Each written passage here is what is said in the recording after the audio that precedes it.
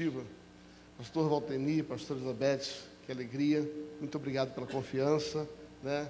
Todos os demais pastores e equipe, né? Rodrigo, Samanta, são mais do que amigos, né? São muito chegados. E toda a equipe pastoral, muito obrigado pelo privilégio, pela honra de poder dividir com vocês nessa noite uma palavra do coração de Deus, né? Que falar do Asaf, são mais de 20 anos juntos, né? E eu estava dizendo para ele que quando eu tenho uma informação que eu vou estar no mesmo lugar físico que o Asaf, o meu coração se alegra, né? Assim, quando eu não preciso nem estar com ele, né? O fato de saber que nós vamos estar no mesmo lugar, algo diferente. O Asaf é o tipo de pessoa que é impossível você chegar perto dele e não sair melhor, né? Então tem sido assim. Paulino, muito obrigado, que bom, amigo de tantos anos de ministério. Queridos, eu quero nessa noite, com a permissão dos irmãos, fugir um pouco das regras homiléticas da mensagem, do sermão. Eu quero dividir esse sermão em 2 momentos bem específicos. Entendo que é uma orientação da parte de Deus, e assim quero fazer. A primeira parte do meu sermão, eu quero me dirigir aos pastores fundadores desta casa. É uma palavra bem curta, mas que em oração Deus me trouxe à luz um texto que seguramente você vai conseguir identificá-los. A segunda palavra para a igreja, por esses 32 anos. Por gentileza, abra sua Bíblia.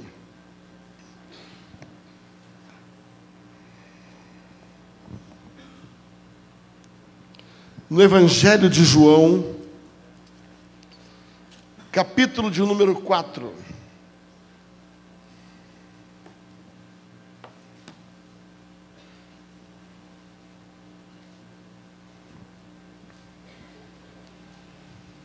Leremos apenas um versículo, Evangelho de João, capítulo de número 4. O versículo é o versículo de número 12. João, capítulo 4, versículo 12, assim nos diz a Escritura Sagrada: És tu maior do que o nosso pai Jacó, que nos deu este poço, bebendo ele próprio, e os seus filhos, e o seu gado? Senhor, muito obrigado por esta noite festiva. Muito obrigado por esses 32 anos, aonde, ó Deus, o Evangelho tem sido pregado com integridade, com fidelidade e com relevância. Obrigado, Senhor Deus, pela vida dos pastores fundadores desta obra. Obrigado por todos que foram agregados ao longo desses 32 anos. Que o Senhor possa, nesta noite, através da palavra, também alinharmos ainda um pouco mais com aquilo que o Senhor ainda tem para fazer nas nossas vidas, em nome de Jesus. Amém. Esta palavra fala a respeito de uma pergunta de uma mulher samaritana. O texto é muito conhecido, quando Jesus chega à beira do poço, ao meio-dia, e ali chegando, encontra uma mulher, e tem uma história muito interessante, muito intrigante, e existem muitas verdades. Eu gosto muito desse texto. Já pude, numa ocasião, com a liderança, dividir um pouco de algumas revelações desse texto, mas de maneira especial, esta pergunta, ela me fala a respeito de algumas características. Essa mulher sendo questionada por Jesus a fim de dar a ele um pouco de água. Jesus lhe pede água, era meio-dia, estava só junto àquele poço, o poço de Jacó, e a Bíblia diz que era o poço que Jacó havia dado a José, né? Eu gosto, tem muitas coisas nos detalhes desse texto. E chega ali, Jesus pede àquela mulher, e tudo havia um propósito. Tudo que Jesus fazia tinha um propósito. Ele não estava ali à toa, ele não estava ali por acaso. Não foi por acaso que ele ficou só naquele encontro pessoal, particular, único na história da Bíblia, você não vê Jesus a sós com uma mulher em outro texto nenhum. Porque havia um propósito por trás de tudo isso, né? Só por curiosidade, procure estudar a respeito disso. Entretanto, no meio deste diálogo, desta conversa com aquela mulher, Jesus lhe fala a respeito de uma água, essa água sobrenatural, essa água diferente, uma água que dessedentaria a sede dela eternamente, né? E ela, olha, então, de maneira natural, ela não estava conseguindo entender o que Jesus estava conversando, porque até ali a conversa tinha um cunho natural, poço, água, sede, né? Ela estava olhando somente no campo natural. E Jesus estava conduzindo a conversa para um fundamento espiritual. E naquele texto, de uma maneira especial, Jesus fala a respeito de uma água que seria uma água que ela nunca mais teria que tirar. Ela assim, sabe, como é que o Senhor vai tirar a água daqui? Se o Senhor não tem como tirar e o poço é fundo. E ela diz assim, porventura, és tu maior do que o nosso pai Jacó? E aí ela começa a falar algumas verdades preciosas. Primeira, ele cavou esse poço. Segundo, ele bebeu deste poço. Terceiro, os seus filhos foram sustentados por esse poço. Quarto, há um rebanho que viveu deste poço. E é esta mensagem que eu quero me dirigir a vocês. Durante 32 anos, vocês cavaram um poço. Vocês cavaram um poço. O poço é a igreja que Deus estabeleceu nesta cidade. O poço que tem dado água para tanta gente há tantos anos. Quantos sedentos já entraram por esse lugar? E muitos deles estão sentados aqui. Outros já tomaram seu destino, rumos. Mas pessoas que estavam vivendo uma vida natural como aquela mulher, mas precisavam se encontrar com uma verdade que tornaria o natural espiritual e que mudaria definitivamente a vida, como mudou a vida daquela mulher. E esta igreja, através dos seus pastores, ao fundarem esse poço, ao cavarem este poço, chamada Igreja Batista Betel, ela começou a cumprir o seu propósito. O que me chama a atenção nesse texto é que esta mulher tinha a Jacó num nível muito elevado. Porque qualquer pessoa conhecia a história de Abraão, a história de Isaac, de Jacó, e até esta época já haviam outros grandes heróis bíblicos, como Davi, como Moisés. Ela poderia ter citado um outro herói, Sansão, quem sabe. Entretanto, na memória daquela mulher havia, não só pela referência do poço, mas havia um homem que era referência, ao ponto dela dizer assim, você é maior do que ele. Então esse homem tinha um lugar na vida desta mulher diferenciado. A obra que esse homem fez era uma obra que gerou nela não só uma admiração, mas gerou nela algo que ela podia dizer assim, se existe uma referência de homem na Bíblia para mim, se existe uma referência de história, essa história vem de Jacó. Eu não sei quanto a você, eu tenho meu herói na Bíblia, né? Eu tenho alguns heróis, mas eu tenho meu herói, Não estou falando de Jesus, Jesus é o herói máximo, né? Estou falando de um personagem bíblico que me inspira. Eu amo a vida de Moisés, prego muito sobre ele. Eu preciso me disciplinar para não pregar de Moisés todas as vezes que eu vou pegar o texto. De tanto que eu amo e estudo sobre Moisés. Eu acho que nesta igreja eu já preguei umas 5 ou 6 mensagens sobre Moisés. Eu estudo a vida de Moisés. Eu admiro os feitos de Moisés. Eles me inspiram. Quando eu penso na história de Moisés, eu digo assim, Senhor, puxa vida, obrigado por aquilo que Moisés fez e foi, e o quanto ele me ensina. Existem homens que nascem para ser referência. Existem homens que nascem para marcar a sua geração. E para marcar gerações posteriores. Esses homens são aqueles que cavam poços. São aqueles que cavam poços, que tornam a vida das pessoas melhores.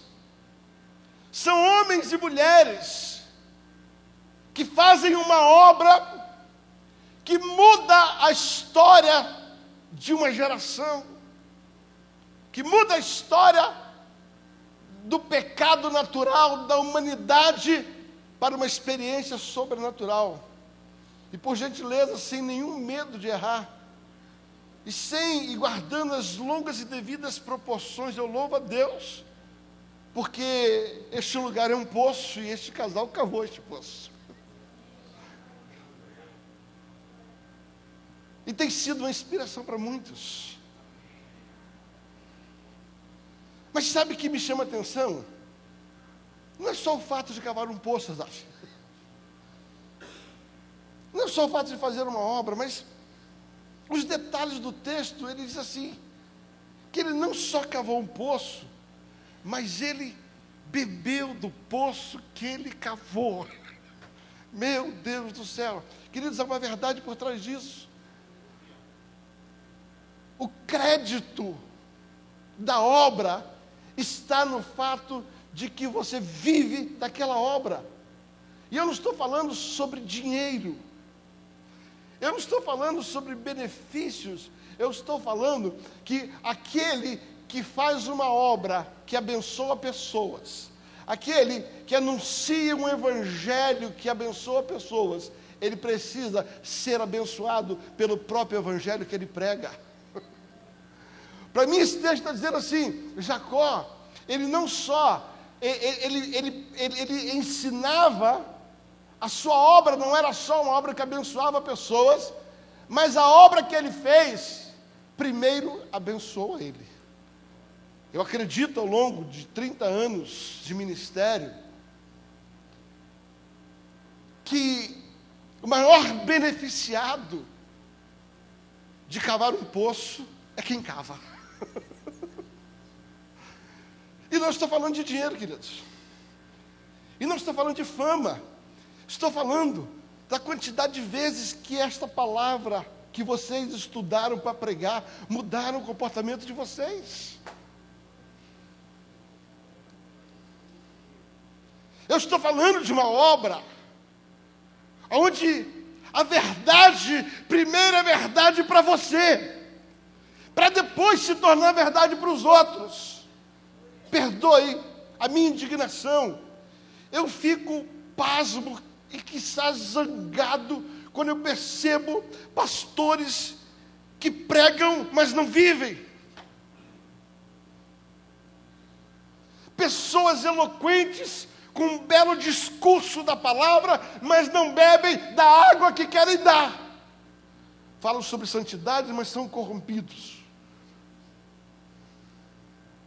Para mim, ela está dizendo assim, Jacó, ele abençoou muita gente, mas ele abençoou muita gente porque, primeiro, ele foi abençoado por aquilo que ele pregou, para depois pregar aquilo que já o havia abençoado. Durante esses 32 anos, eu tenho certeza disso, que, primeiramente, esse poço descedentou vocês. Em segundo lugar, ele diz que o valor de Jacó não estava só em fazer uma obra, em cavar um poço, mas o valor de Jacó estava que, além dele viver daquilo, os seus filhos também viveram. A Bíblia diz, és tu maior do que o nosso pai Jacó, que cavou esse poço, bebeu dele, mas os seus filhos também beberam. E eu não tenho nenhuma dificuldade, e nem você, de ver que esta obra, que eles começaram a cavar este poço, também se estendeu para os filhos, genros e agregados. Eu sou pai de 2 meninas e gosto de falar sobre elas muito. Elas são meu orgulho. Elas são uma inspiração para mim. Filhos ensinam mais do que a gente imagina. Esses dias, visitando a minha filha mais velha, o marido dela, ela falou assim: sogro, se o senhor não fosse pai dela, eu ia proibir o senhor de entrar nessa casa. Eu falei: por quê? Porque ela só fala do senhor. Até mesmo nos momentos de algumas divergências comuns no casamento, no momento que a coisa esquenta, ele estava contando para mim, ela disse assim: vou chamar meu pai.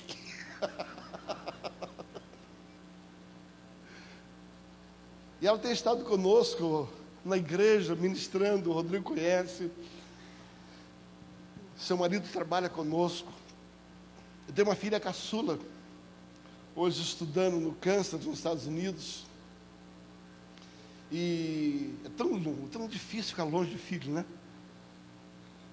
Mas eu louvo a Deus porque essa menina, ainda muito pequena, um dia eu entrei no quarto dela, ela tinha cerca de 13 anos ou 12 anos, e ela estava com um fonezinho de ouvido no computador, e a gente preocupa logo, né? O que essa menina está ouvindo? Eu cheguei gentilmente, né? Não que ela fosse uma menina devassa, que desse trabalho, mas a preocupação natural de pai, assim carinhosamente toquei assim no cabelo dela. Ela tem um cabelinho cacheado gostoso. Eu falei: filha, papai pode ouvir o que você está ouvindo? Ela falou: claro, pai. Eu botei o fone e ela estava ouvindo uma aula autodidata de italiano. Eu falei: filha, por que você está ouvindo italiano? Ela falou: pai, já tem muito tempo que eu estava orando, e o Senhor colocou a Itália no meu coração. Eu acho que eu serei missionária da Itália.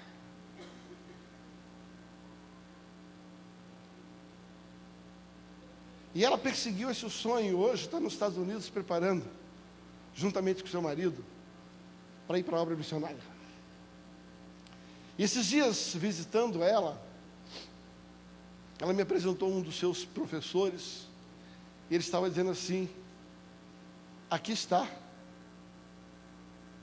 falando a mim e a minha esposa, a minha inspiração para servir a Deus. Sabe, queridos, o poço que a gente cava, ele primeiro tem que nos abençoar. Mas ele precisa abençoar aqueles que estão mais perto da gente. A nossa família. Os nossos filhos.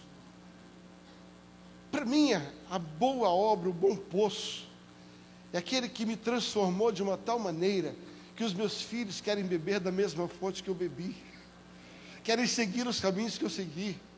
Querem andar os passos que eu andei, ainda que não seja de tempo integral, pregando no altar, não estou falando sobre isso, mas querem servir ao Senhor a quem eu sirvo. E mais uma vez eu menciono e agradeço a Deus por conhecer a história e saber que os seus filhos estão bebendo desse poço que vocês cavaram. E finalizando, ela diz assim: és tu maior do que o nosso pai Jacó? Cavou este poço, bebeu dele, seus filhos beberam, mas o seu gado, o seu rebanho também bebe. Desde que vem esta igreja, eu percebo que aqui é um rebanho descedentado por um bom poço. Há um rebanho que tem uma boa água para beber desse altar. Um rebanho maduro, um rebanho que é sustentado por uma palavra genuína. Por gentileza, queridos, eu ando bastante. O companheiro Azaf sabe o que eu estou dizendo. Nós andamos pelo mundo e por muitas igrejas de diferentes lugares. E como é precioso quando nós podemos chegar numa igreja madura, alimentada, onde você não precisa diminuir a qualidade da palavra para alcançar um povo criança. Desde que chego nesta igreja, eu prego para esta igreja como um grupo de rebanho maduro, sustentado. Eu louvo a Deus, porque vocês estão bebendo de um bom poço. Amém? Quero pregar a segunda parte do meu sermão. Abra sua Bíblia, por gentileza, em Atos, capítulo 11.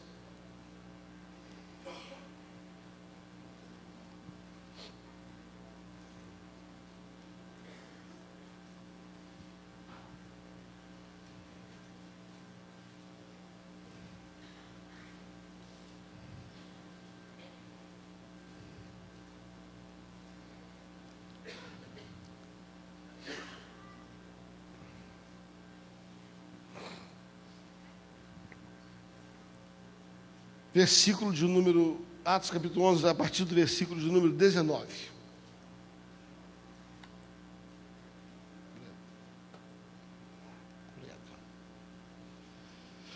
Atos capítulo 11, versículo de número 19.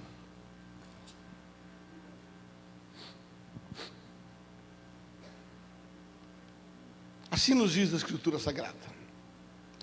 E os que foram dispersos pela perseguição que sucedeu por causa de Estevão, caminharam até a Cilícia, Chipre e Antioquia, não anunciando a ninguém a palavra, senão somente aos judeus. Havia entre eles alguns varões de Chipre e de Cirene, os quais, entrando em Antioquia, falaram aos gregos, anunciando o Senhor Jesus. E a mão do Senhor era com eles. E grande número creu e se converteu ao Senhor. E chegou a fama destas coisas aos ouvidos da igreja que estava em Jerusalém. E enviaram Barnabé até Antioquia, o qual, quando chegou e viu a graça de Deus, se alegrou e exortou a todos que com firmeza de coração permanecesse no Senhor. Porque era um homem de bem, cheio do Espírito Santo e fé. Muita gente se uniu ao Senhor. E partiu Barnabé para Tarso, em busca de Saulo, e achando-o conduziu para Antioquia. E sucedeu que todo um ano se reuniram naquela igreja, ensinaram muita gente. Em Antioquia foram os discípulos pela primeira vez chamados de cristãos. Naqueles dias desceram profetas de Jerusalém para Antioquia. E levantando-se um deles por nome Ágapo, dava a entender pelo Espírito que haveria uma grande fome em todo o mundo. E isso aconteceu no tempo de Cláudio César. E os discípulos determinaram mandar, cada um conforme o que pudesse, socorro para os irmãos que habitavam na Judéia. E os que com efeito fizeram, enviando anciãos pela mão de Barnabé e pela mão de Saulo. Se eu quisesse dar um tema, se eu pudesse dar um tema a esta mensagem, ela seria: que tipo de igreja eu gostaria de ser? Que tipo de igreja eu gostaria de fazer parte? Qual é a igreja que eu me sentiria bem dentro dela? Quais são as verdades que esta igreja prega e vive que me atrairia a ela? E aqui existem algumas verdades, eu quero dividir com você. Primeira verdade: a igreja que eu gostaria de ser e que eu gostaria de estar nela é uma igreja que não recua por causa das provações. Versículo 19, a Bíblia diz que Estevão havia morrido e começou uma grande perseguição. Era um tempo difícil, era um tempo de luta. aonde a igreja estava sendo perseguida, e você conhece a história e a atrocidade das mortes que aconteceram, cristãos sendo queimados, cristãos sendo levados ao auge da tortura para negarem a fé, sendo perseguido, até mesmo outrora por um jovem chamado Saulo, com carta para prender e matar. Estamos vendo aqui uma igreja diferente da que nós vivemos na nação brasileira. Uma igreja confortável, onde podemos ter os nossos cultos com liberdade. Talvez essa igreja relatada aqui possa parecer com a igreja na China, entre os muçulmanos, na África, né? A ZAF conhece bem a história. A ZAF tem um projeto lindo a resgatar esse tipo de gente que tem sido perseguido, né? Tirando de lá. Tal é a intensidade. Se pudéssemos participar agora, possivelmente a ZAF, ele teria muito que acrescentar a respeito disso. Mas sabe, queridos, eu quero me destacar no sentido de que a igreja do Brasil não passa pelas provações das igrejas indianas entre os muçulmanos, nem esta igreja que começou a nascer ali depois da morte de Estevão. Mas a igreja brasileira, ela está debaixo de uma provação. Provação de caráter, provação de integridade. Nós estamos debaixo de um momento tão ímpar na história. Eu sou uma pessoa que, por natureza, eu sou bastante equilibrado. Eu não sou polêmico, nunca cito o nome de instituições, organizações no altar, fujo de qualquer tipo de polêmica que não acrescenta. Eu gosto daquele texto assim: são coisas elevadas demais para que eu me ocupe nelas. Tem certas coisas que não vale a pena você falar. Mas nos últimos dias, de uma maneira especial, alguns meses, nós somos, como igreja brasileira, nós somos sacudidos, violentados pela mídia.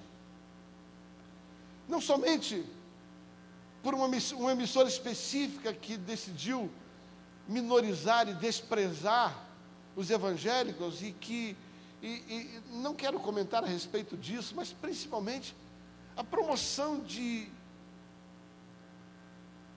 exposições chamadas de arte, que são verdadeiras afrontas à família, coisas que nem nos piores momentos da minha vida, de sonhos mais loucos, eu pensei em ver acontecer. Fotos, cartazes, onde crianças estavam sendo levados. Queridos, isto também é perseguição. Isto também é perseguição. Uma perseguição diferente, não é só uma perseguição onde você não pode cultuar, mas uma perseguição que tenta distorcer aquilo que se cultua. Uma perseguição que intensamente tem tentado provar a nossa fidelidade, a nossa integridade, tentando colocar aos nossos olhos, diante da nossa vista, pornografia em nome de arte.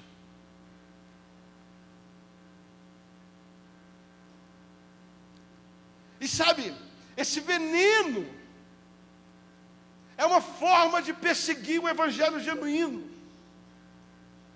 É uma forma de perseguir as nossas convicções doutrinárias. Estamos sendo perseguidos.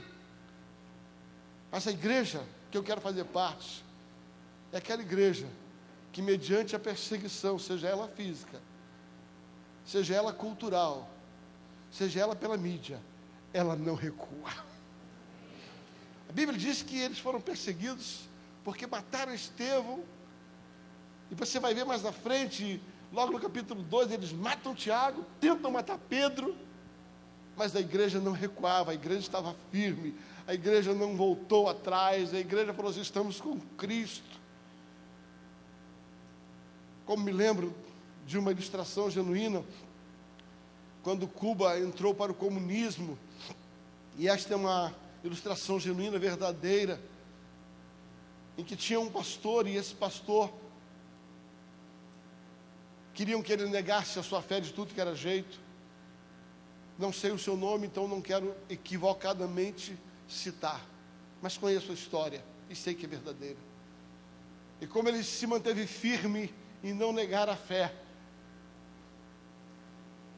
tentaram persuadi-lo de todas as maneiras, como último recurso, botaram a sua família no paredão, sua esposa, seus filhos, e diz: ou você nega Jesus, ou nós matamos a sua família.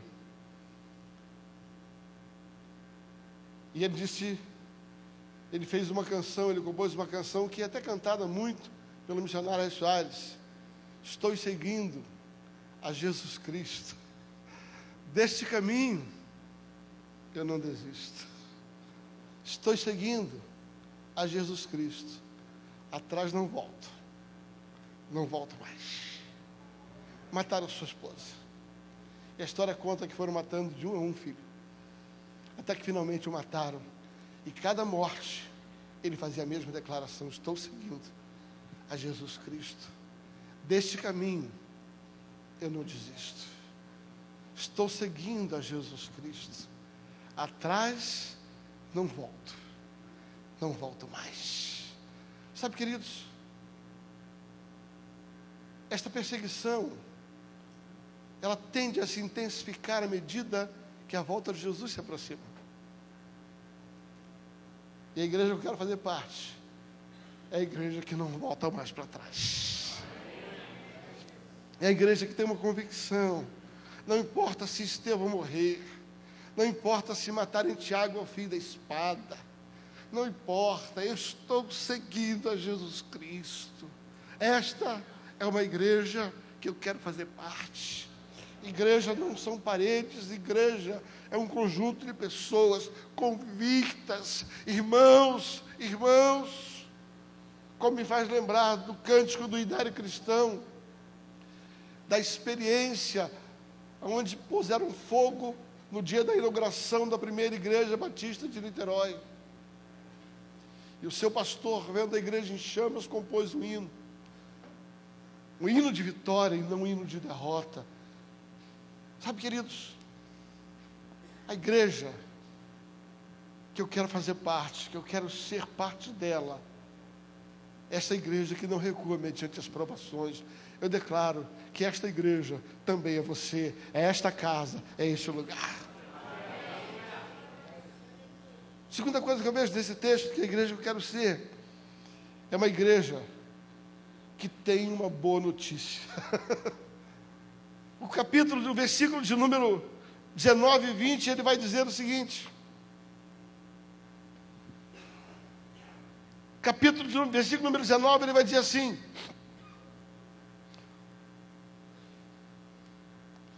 Atos 11, versículo 19.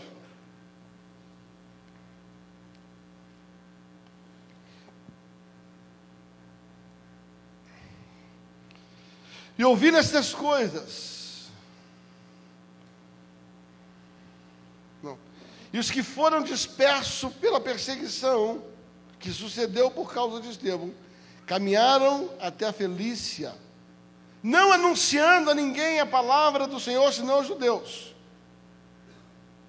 Versículo 20 diz: e havia entre eles alguns varões de Chipre e de Cirene, os quais, entrando em Antioquia, falaram aos gregos, anunciando o Senhor Jesus. A segunda característica de uma igreja que eu quero fazer é aquela que tem uma boa notícia para aqueles que estão dentro de casa, mas também tem uma boa notícia para aqueles que estão fora de casa. A igreja que eu quero ser é aquela igreja que cuida daqueles que já estão dentro de casa. Eles pregavam para os judeus. É uma igreja que se preocupa com o discipulado, com a vida, com a família. É uma igreja que promove o cuidado para aqueles que estão dentro. É uma igreja que tem uma boa notícia para aqueles que já estão dentro de casa. E sei que esta igreja que nós estamos hoje, com 32 anos, é uma igreja que tem dado boas notícias para aqueles que estão dentro. E esse eles chamam de judeus, eram aqueles que já estavam dentro da religião. Mas a Bíblia diz que eles, apesar de pregarem muito para os judeus, também havia alguns que saíram e pregaram para os de Chipre, pregaram para os gentios. A igreja que eu quero fazer parte é a igreja que tem uma boa mensagem, que faz o de dentro se sentir incluso, se sentir acolhido, mas é aquela que tem uma mensagem para aqueles que estão fora, e dizer assim: há esperança para você, nós amamos você, seja bem-vindo. A igreja que eu quero fazer parte é aquela que é cuidada para cuidar. É aquela que recebe uma palavra e, por ter uma palavra, prega uma palavra. Uma das características de Jesus é que Jesus, depois de discipular, Jesus, depois de participar de um discipulado, antes de sair, ele falou assim: olha, gente, não dá para vocês ficarem só engordando. Continuem discipulando, façam discípulos em todas as nações. Mas Jesus diz em Mateus: ide por todo mundo. Jesus, ele dá essas duas vertentes de uma igreja: alimente os que estão dentro e busque os que estão fora. A igreja que eu quero fazer parte é aquela que cuida dos de dentro, sem se esquecer daqueles que estão fora. Terceiro lugar, a igreja que eu quero fazer parte é uma igreja que a mão do Senhor é com ela. Está escrito no versículo de número 21, ele vai dizer o seguinte: a mão do Senhor era com eles, e grande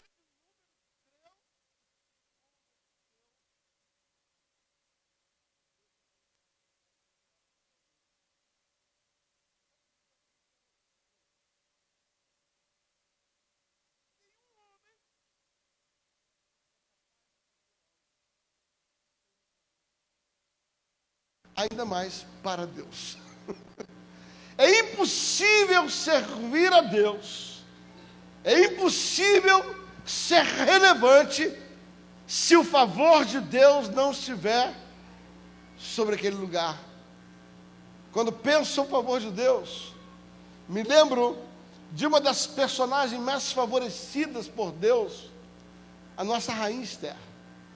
A Bíblia diz que Esther era uma mulher que tinha sobre ela o favor de Deus. Teve o favor para ser escolhida, teve o favor para ser poupada, teve o favor para ser amada por todos. O que eu gosto de pensar é que Esther era tão cheia do favor de Deus, que até mesmo os inimigos da sua nação amavam a ela. E até o dia de hoje, na cidade de Ramá, entre os muçulmanos, existe um lugar que eles chamam de sagrado e guardam para que ninguém toque. É o túmulo de Esther. O favor de Deus era tão grande sobre ela, que até os seus inimigos guardavam a sua reputação, guardavam a sua história. Até mesmo aqueles que eram contrários entendiam que Deus era com ela, ao ponto de preservar a sua integridade em vida e na morte. E eu quero dizer que este é um favor, a igreja que eu quero ser é esta que está debaixo de um favor, que até mesmo os inimigos reconhecem, até mesmo aqueles que não são da fé, reconhecem aquilo que Deus está fazendo. Louva a Deus, porque esta igreja está debaixo de um favor. Essa igreja está debaixo de um favor de Deus há muitos anos. Reconheço que muito em função da integridade dos seus líderes, por onde antes nessa nação, principalmente no Paraná, ainda ontem pregava numa cidade distante daqui, e eu falei que estaria aqui no aniversário desta igreja. Ele assim: nossa, esta igreja é referência. A quantidade de vezes que eu ouvi sobre isto, ao longo da minha caminhada, não só no Paraná, mas fora daqui. O favor de Deus é sobre esta igreja, ao ponto de preservar a reputação de vocês. Parabéns, permaneçam, o favor está sobre vocês. A igreja que eu quero fazer parte, em quarto lugar, é uma igreja que a graça do Senhor produz firmeza. Versículo de número 23, ele vai dizer o seguinte: o qual chegando viu a graça do Senhor, está falando sobre Barnabé, e chegou e viu a graça do Senhor e se alegrou, exortou a todos com firmeza de coração que permanecesse no Senhor. Um favor que consolida, uma graça que faz com que as pessoas permaneçam. A igreja eu quero ser aquela que é capaz de manter firme os seus membros. É aquela cujos seus membros têm firmeza, por causa da doutrina. O contexto em que está inserido é que quando foi pregado a este grupo que não era judeu, chegou a Jerusalém, que até o momento não aceitava que o evangelho fosse pregado aos gentios, e começaram a falar a respeito daquilo que havia acontecido entre eles. E eles então enviaram a Barnabé para que checasse isso. E na verdade Barnabé chegou ali enviado meio que para parar aquele negócio. Isso aqui não pode acontecer aqui. Mas a Bíblia diz que quando Barnabé chegou, ele percebeu que sobre o ambiente daquela igreja havia uma graça. Aí Barnabé, em vez de perseguir, falou assim: quer saber de uma coisa? A única coisa que eu peço a vocês, não se desviem da doutrina. A graça de Deus é sobre vocês. Permaneçam firmes. A igreja que eu quero fazer parte é aquela que não importa quem entrar por essa porta, vai perceber que há uma graça sobre este lugar.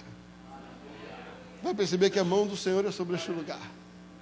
Vai perceber que não são meras paredes, telhados, não são meros instrumentos, mas acima de tudo, a igreja que eu quero fazer parte é aquela que entende que a graça de Deus é o maior patrimônio de uma igreja.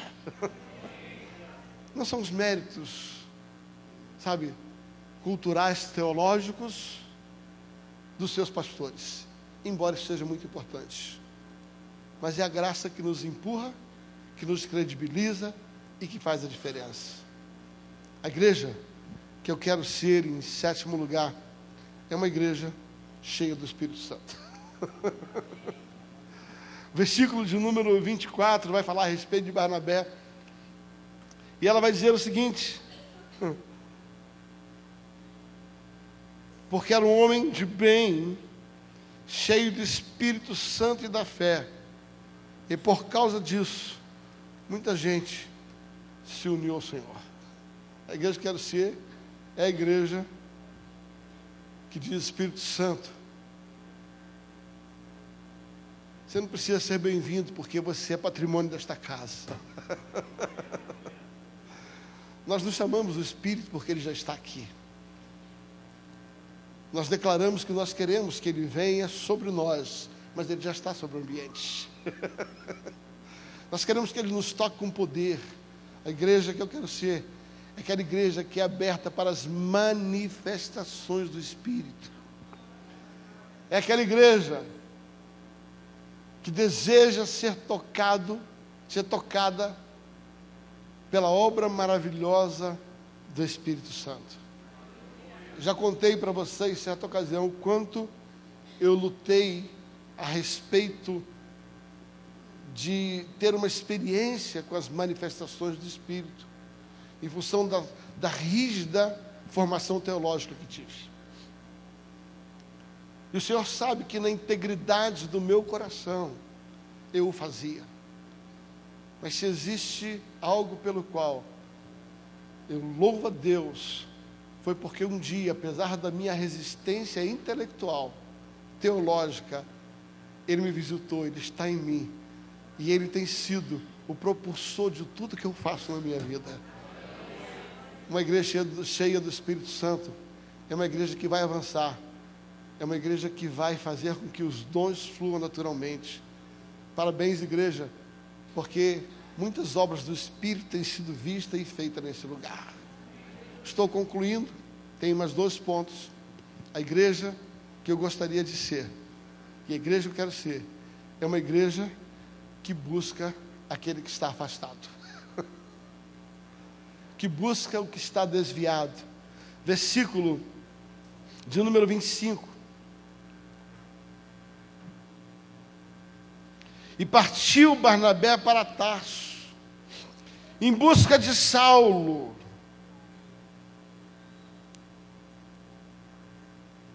E achando, conduziu até Antioquia. Deixa eu voltar rapidamente à história. Atos capítulo 9. Saulo é alcançado numa estrada chamada de Damasco. É cheio do Espírito Santo. Começa a pregar o Evangelho. Mas ao pregar o Evangelho, na sua imaturidade, ele comete alguns desatinos e cria alguns problemas para a comunidade em Jerusalém. Sabe aquele crente empolgado, novo convertido, que quer pregar de tudo que é jeito? Me lembro de fazer uma viagem missionária ao Natal e tinha um crente novo desse empolgado. E nós estávamos numa praça pública, irmã Elizabeth. E era um lugar muito difícil no Nordeste. E quando nós chegamos ali, já era o 5º dia e nós não tínhamos nenhum resultado mensurável. E nós fizemos um teatro na praça. E eu me lembro que esse jovem chamado Valtinho, ele ia ser o pregador da noite. E ele, com muita eloquência, pregou o Evangelho. E quando ele fez o apelo, a praça estava lotada de pessoas, mas ninguém aceitou Jesus, publicamente. E algo dentro dele, na sua imaturidade, na sua empolgação, ele falou assim: gente, nunca esqueço disso. Quem aqui já queimou o dedo com um palito de fósforo? Com a binga de cigarro? Quem aqui já queimou o dedo numa brasa? Todo mundo levantou a mão. Ele falou assim: doeu? Doeu. Imagina seu corpo todo queimando no inferno.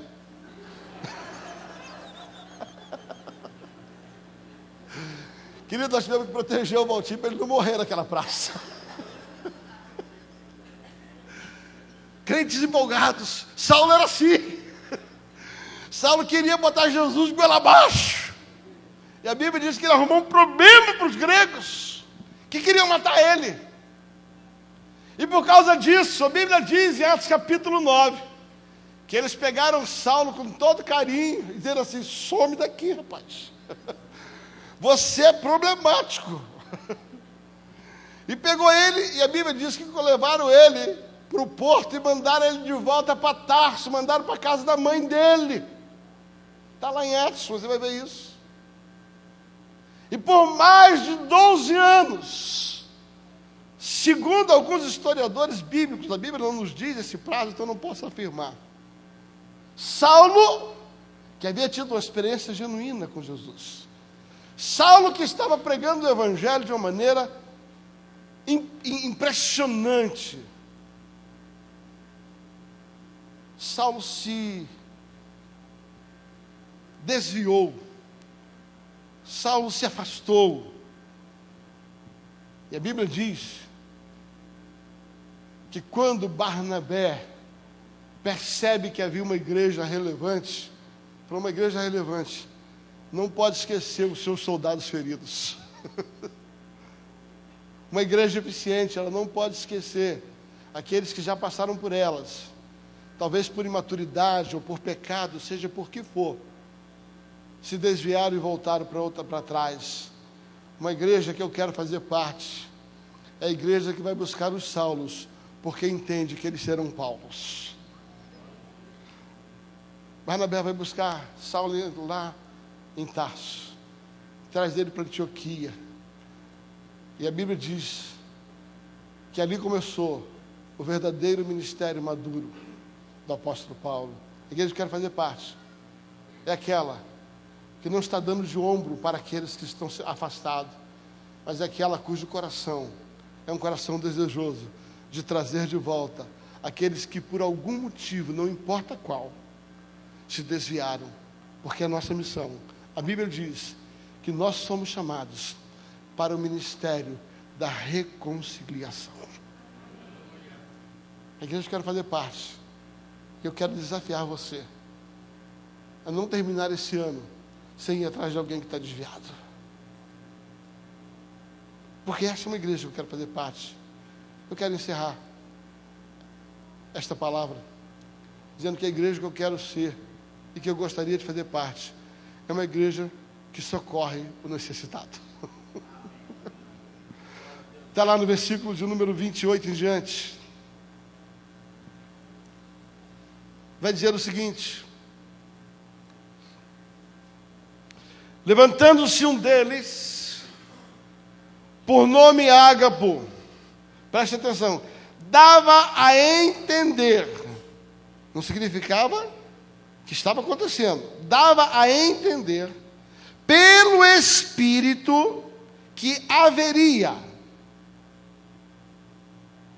olha que igreja linda, uma grande fome em todo o mundo.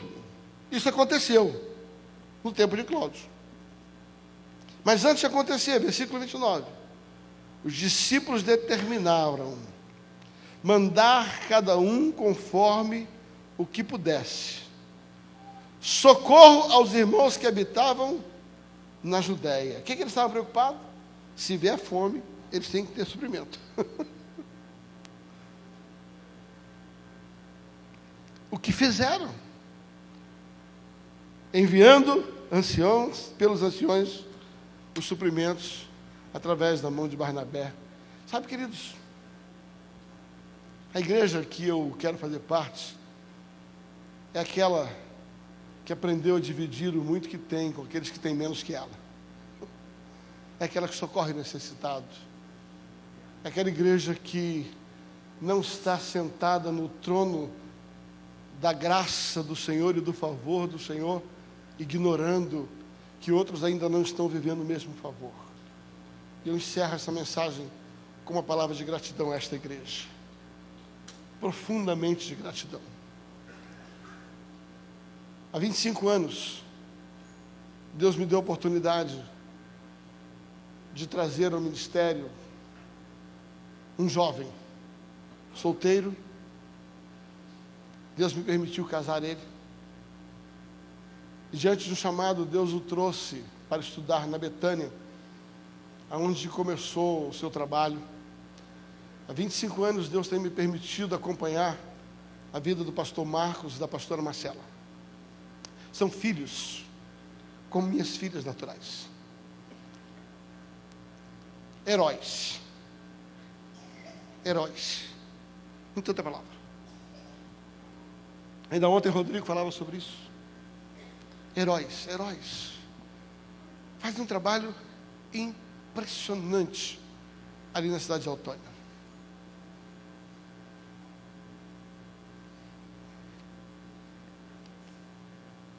Eu louvo a Deus porque a igreja que eu quero fazer parte faz o que vocês estão fazendo há muitos anos. Talvez você não saiba, pastor, me permita compartilhar. Não é necessário fazer isso. A Bíblia diz que a mão direita faz, a esquerda não precisa saber. Mas estamos ilustrando uma mensagem. Esta igreja tem mandado sustento para a Autônia por muitos anos. Deus tem usado vocês, através de seus pastores, para manter um orfanato de 32 crianças. Tem ajudado em muitas coisas materiais. Pastor, nunca tive a oportunidade de fazer isso. Mas por serem meus filhos, Deus os abençoe. Obrigado. Esta é a igreja que eu quero ser. Deus abençoe vocês.